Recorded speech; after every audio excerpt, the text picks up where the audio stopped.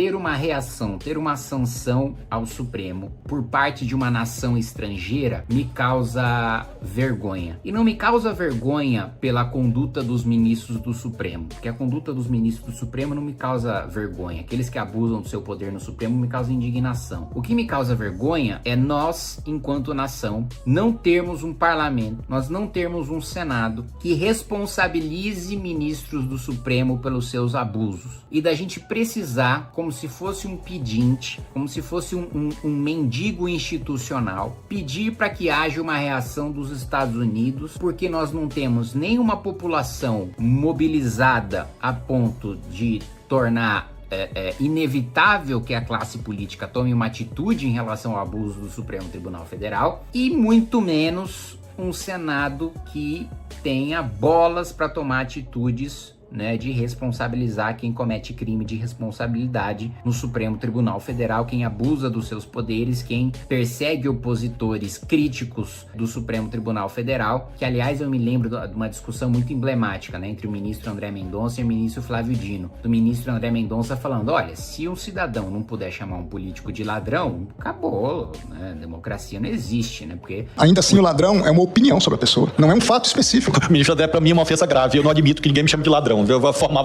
porque essa tese da moral flexível que inventaram é a tese que degrada o serviço público e desmoraliza o Estado. Eu quero só informar Vossa Excelência que, por favor, a pessoa vai responder consignemos todos que eu não admito. Na minha ótica, é uma ofensa gravíssima. É uma discussão xingados de tudo quanto é nome no mundo inteiro, mundo democrático, mundo livre. Os países mais sérios, as republiquetas, políticos são esculhambados e faz parte da vida pública. Aliás, o próprio ministro Alexandre de Moraes tem uma fala em julgamento, não só uma fala, um voto em que ele coloca, não quer ser criticado, não sai de casa, não quer ser criticado, não disputa a eleição. Quem não quer ser criticado, quem não quer ser satirizado, fique em casa. Não seja candidato, não se ofereça ao público, não se ofereça para exercer cargos políticos. Essa é uma regra que existe desde que o mundo é mundo. Querer evitar isso por meio de uma ilegítima intervenção estatal na liberdade de expressão é absolutamente inconstitucional. Mas, qual que é essa discussão do ministro André Mendonça com o Flávio Dino? O Flávio Dino dizendo, político, beleza, mas e ministro do Supremo Tribunal Federal pode ser chamado de ladrão? Se o cidadão não puder chamar um político de ladrão... E ministro do Supremo pode?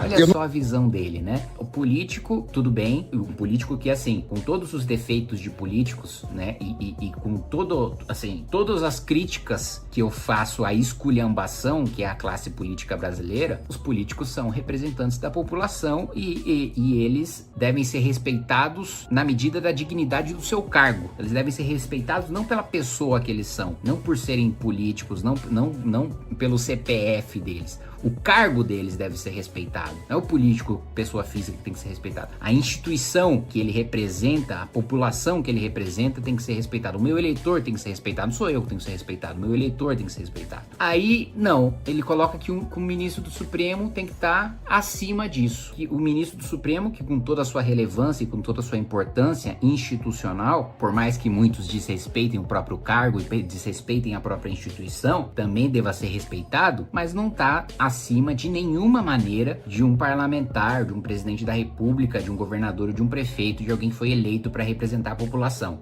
E aí o ministro André Mendonça dá uma resposta que eu acho que ele poderia ter sido mais incisivo nisso, mas enfim, pelo menos ele falou algo que é correto, que é, olha, se alguém me chamar de bandido, tem que ser responsabilizado na mesma medida que qualquer cidadão comum que seja chamado de bandido, né, tenha direito à reparação judicial.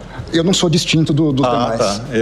Ela vai responder... Se o advogado subisse nessa tribuna e dissesse que Vossa Excelência é ladrão, eu ficaria curioso para ver a reação de Vossa Excelência. Ou por um crime, na mesma pena que qualquer cidadão teria o direito de ser ressarcido na sua honra. Ou seja, se o Zezinho da esquina, que tem uma mercearia, que tem um bar, que é CLT, for chamado de bandido, a consequência jurídica tem que ser a mesma pro cara que chama o ministro do Supremo Tribunal Federal de bandido. O que, assim, é muito mais correto do que essa aberração que o Supremo coloca hoje de você criticar o ministro da Supremo ser um atentado contra a democracia e não um eventual crime contra a honra de um ministro do Supremo. Mas eu ainda discordo, eu ainda acho que o ministro do Supremo e um político têm menos direito à honra tem menos direito à sua imagem pública do que um cidadão comum. Tem direito à honra? Tem. Mas a partir do momento que você é uma pessoa pública, nem precisa ser político, mas é uma pessoa, um influenciador, um ator, uma pessoa cuja profissão envolve diretamente se expor ao público, porque se expor ao público, salvo algumas exceções de pessoas que ficam famosas involuntariamente, mas se expor ao público é uma opção e você precisa lidar com as consequências dessa opção.